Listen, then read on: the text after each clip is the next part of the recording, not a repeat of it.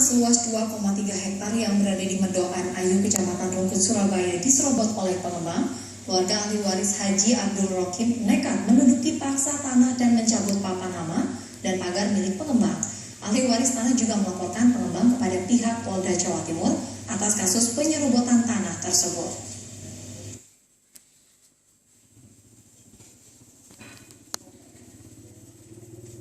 Dengan penuh kekecewaan, sejumlah ahli waris Abdul Rokim dan Haji Bani yang mengaku sebagai pemilik sah tanah seluas 2,3 hektar mendatangi ke lokasi tanah yang diduga diserobot dan dikuasai oleh seorang pengembang M. Nadir sejak tahun 2011 lalu.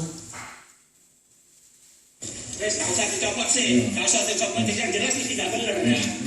Ini tanahnya Haji Abdul Rokim sejak tahun 2002.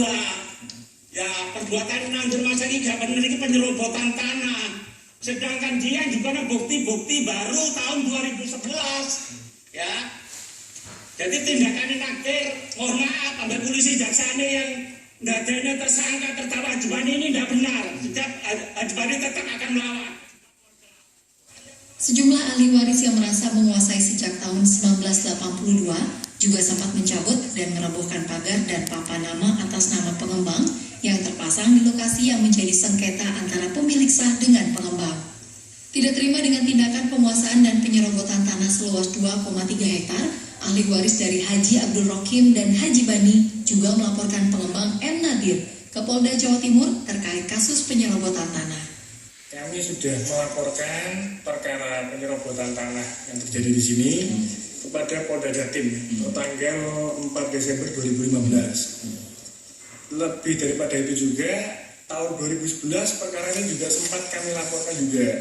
Jadi tersangka terdakwanya Soebul Haris dan kawan-kawan, termasuk di sini terlapor adalah Haji Muhammad Nadir dan Dr. Rizky Farudi yang sudah kami laporkan di Polda Jatim untuk proses hukum selanjutnya. Terkait proses penyidikan yang dilakukan polisi dan kejaksaan terhadap ahli waris atas sengketa tanah tersebut yang dianggap ada dugaan permainan, pihak kuasa hukum ahli waris juga melayangkan surat pada Komisi Kejaksaan dan Kompolnas. Dari Surabaya, Aminuddin Ilham melaporkan.